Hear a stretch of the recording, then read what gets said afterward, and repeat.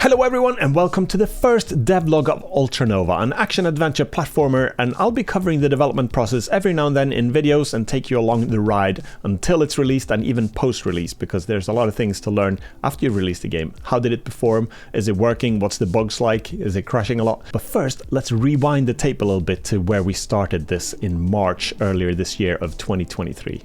It all started with me trying to think of a video that I could make for my YouTube channel. I'd moved recently with my family, so my wife and 3 kids, all the way from Sweden to Australia, and that took a bit of a toll on my video production capabilities, and I couldn't really produce any videos for half a year, so I needed to get something back on track and have something to try to rebuild my channel again.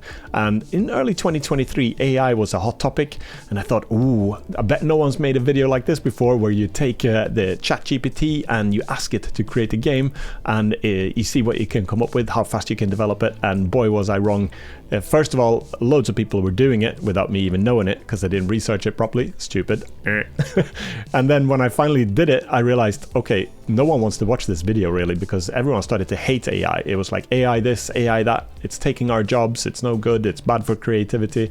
So the video flopped a little bit, but this spawned the idea for Ultranova, and I'm really excited about that. And make sure that you stay till later in the video, because this is not going to be a video about AI and how it's helping people to make games. In fact, it'll teach you a little bit of why you should not use AI for certain things, because those were some very important lessons learned. But at the same time, there are some things that it's really good at, and we'll come to those as well, but it's like a glorified Google Assistant. I've spent 4 years making a real-time strategy game, a multiplayer game, and it's a niche within a niche. It's a very small subset of players, very particular type of players as well, because they know what they want and they know exactly what they don't want, and it's tricky to attract those and get the balance of gameplay and everything. So it was multiplayer, it was quite hard to sell, a lot of the development time, and it was difficult to make it a financial success. So when I set out to make a new game, I wanted to be single player, first of all, very important, lesson learned there.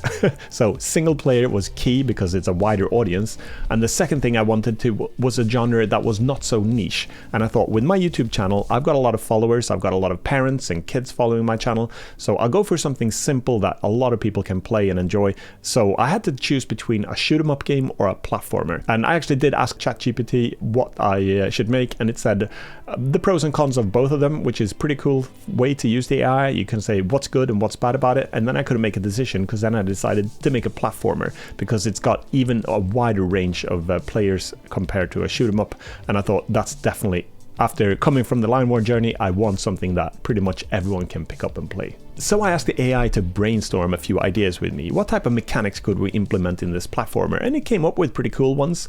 Energy shield. An energy shield could protect Nova from incoming attacks, allowing her to get closer to enemies or protect herself while taking cover. Jetpack. A jetpack could allow Nova to fly or hover, giving her more mobility and allowing her to reach areas that are otherwise inaccessible. And then I also asked it for a name, and it came up with Hypernova, and I thought that sounded cool. And you'll notice that the game's now called Ultranova, and here was lesson number 1. When the AI comes up with stuff, it sounds like it's randomly just like, woo, this is new and interesting, no one's heard this one before, I'm sure. But everything seems to be gathered from the stuff that it's been trained on and learned. So a lot of the names or the dialogues or character names and things like that, it just grabs it from different things. It could be Star Wars, it could be like a video game, and I found out later on that a lot of these things just came from existing stories. And it's okay to be influenced by places. I mean, everyone who's creating stuff, or drawing stuff, modeling things, or coming up with stories, they're influenced by stuff, but you have probably enough integrity to realize what you're what you're copying it from, or how much you need to twist it. And when the AI comes up with stuff, it's just got, we've got no idea what it's coming up with. And after the initial ideas, I jumped straight into modeling, and it only took about 30 minutes to model my character. So I used my normal box modeling technique in Blender. I've used it so many times over the years, and it's pretty good to get the flat shaded surfaces for the low poly character. So I just did my usual torso, upper body, legs and arms, and then just a helmet for head, because well, it's pretty easy with helmets, you don't have to model eyes and things like that, but we'll get to that later. The modeling took about 40 minutes, and then I added some additional details. I needed a jetpack and also something on the arms for the grapple to come out of. And then when it came to lighting, I liked dark stuff, pretty cool with grays and blacks, but then I also wanted it to be trimmed a little bit with some cool colors. And I just recently built a computer with my son, and we stuck it full of RGB lighting. And then I thought, okay, for Ultranova, I'm going to put a lot of trimmings around the body, and I'm gonna animate just by panning an RGB texture. I'm gonna pan it and just have that cycle, pretty much like the interior of a computer. And I was super happy with the result, actually. I really liked the way that looked. Then I spent another 4 hours just adding a little bit more details. I modeled a rifle, huge one by the way, and then I rigged it, and then I animated my character with a simple run cycle and just idle animations and just a little bit of a pose with a weapon there. Since I've used Unity so much, it was pretty easy for me to just grab those assets, drag them into Unity, and create a basic prototype. And by the end of the day, I already had some primitive platforms and I can run around and jump up and down. The next day, I added the grapple mechanic, which is a bit of a new one for me, so I had to look up a little bit of the different techniques. I ended up going with my own implementation for that. And then I created the shield effect, which is a shader graph effect to have a little cool popping shield around the character. And I created a separate video about that. If you want to learn how that's created inside of shader graph, you can check out that video. I'll put a link in the description. Then I used animation rigging package in Unity to add mouse aim. And I'd recently made a video before that called Trenches, where I had created these little characters that were running around with World War II rifles and then aiming and shooting at each other. So I was pretty fresh on how to implement that, and I used the same technique to get my mouse aim working inside of this little Unity prototype. The third day I added a jetpack, a hologram, a teleport, and a time warp effect. It felt pretty cool to be able to fly around and shoot in different directions, so I think I wanted to keep that. And it'll be a twin stick controller, I guess, on a console, and on computer you'll control it with the keyboard and mouse. The fourth day I added some dialogue, and I used the AI to come up with some interesting scripts.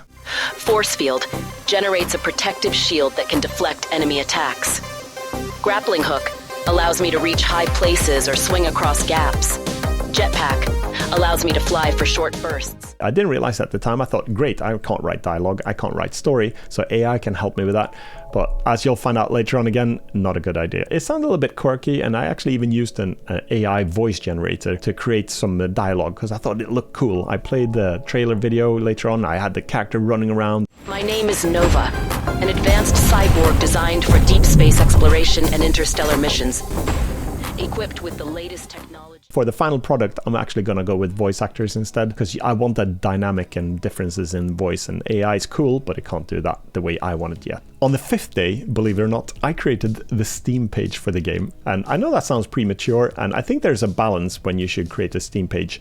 I was probably out a little bit too early in this case, but I had the idea of having a very tight production cycle for this game. I actually wanted to release it within 2 months, so I needed the Steam page up and running already. But I did create the Steam page, and I launched it so I could start gathering wishlist, because wishlist is a very important metric. If you want to release your game and have a chance of making it onto the front page of Steam and get that extra exposure, you need a minimum of 7,000, but I've also seen recommendations of at least 10,000 wish lists. So I wanted the Steam page to be up and running, so every video that I created about the development of this game, I wanted to be able to point them in the direction and go and add them to your wish lists there. I needed to create a game design document to keep track of everything now, and here is actually another good use of the AI. I just asked it to create a template for me with the most important headers of a game design document. I just copied and pasted that, so I had a framework for my game design document that I could just start filling in. The first part of the game takes place in a spaceship, and that spaceship is also going to be part of the intro cutscene. So I had to model a spaceship, and here I found something interesting as well, and that's about polygon density. Because I kept the same low poly style, but when I made the ship really big and put in the background, you could see that it had a lot less detail than anything else.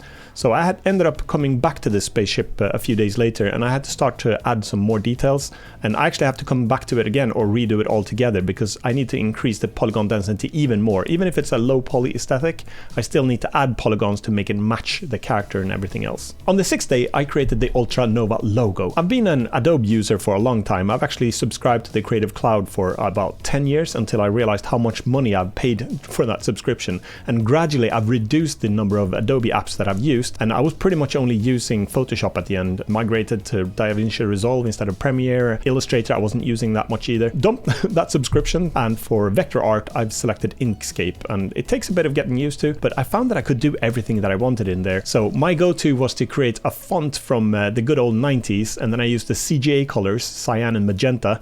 I think that's sci-fi somehow, even though it's old. I put that chrome effect from the demo scene in the 90s as well. I really like that one. So that's going to be the logo for Ultranova. And on the 7th day, and a couple of days forward, I created that AI video. I compiled everything thinking this is going to be good, this is going to make it big.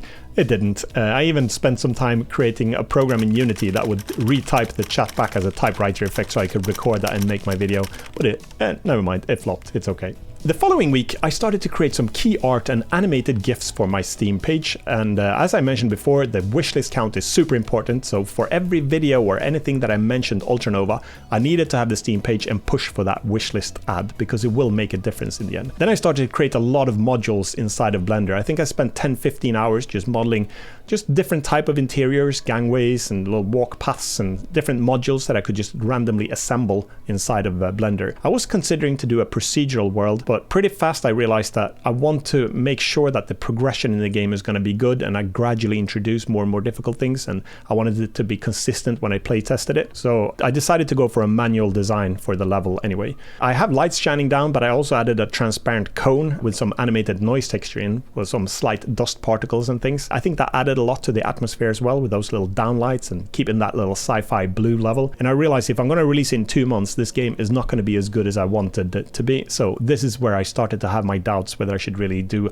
a fast release like that. On day 14, I created the first enemy. I modeled a little drone ship, and then I decided to write a little AI inline where we had nav mesh and a lot of AI movement to navigate across the nav mesh. But for my platformer game, I thought that was a bit overkill, and I came up with a really cool idea. I really liked it. I was so impressed by myself. Going, this is the new thing. No one's thought of this. And then I created basically, it's like waypoints for the drones. So if they spot you, they keep track of the waypoints if they don't see anymore, so they can follow those. And I created a video about it, and then someone said, that's breadcrumb AI. So of course, someone had already thought about it many years ago. But I was happy to come up with my own take on it, and you should watch that video if you want, because it's only a few lines of code, and it creates a really good AI. It'll track you down and you'll feel really hunted when you run around in the levels. Sometimes it's a little bit too good, so I probably have to halt it a little bit now, here and there. On day number 15, I created another video for my YouTube channel, and it was a tutorial video on how I created the shield effect with shader graph in Unity. So I had to spend a little bit of time to that, but I thought it's worth creating these type of videos and helping others, and also at the same time showing a few people about what the game was all about. And then on the third week, I decided to tackle the UI, so I created a main menu and a modular system where I could animate elements of a UI and transition to and from different screens and pop in and out different type of UI elements, because I think it makes a difference if you have a little bit of movement and your menus come to life a little bit. And then another thing I've learned is that it's important to do localizations, so I tackled that problem as well. I created a localized menu system, and I used initially Google Translate with an automated sheet that just translated the English to a bunch, I think 30 plus other languages. And I know the translation isn't good, but it's a good placeholder at least, so I can, before I get some translators on board, I could see that it's actually supporting the type of fonts and the different symbols and whatever languages that I support. And then I created a video about that, of course, as well, and added that to my YouTube channel, so if you're interested in localization in Unity, you can check that one out. And then that week as well, I created the first piece of my soundtrack.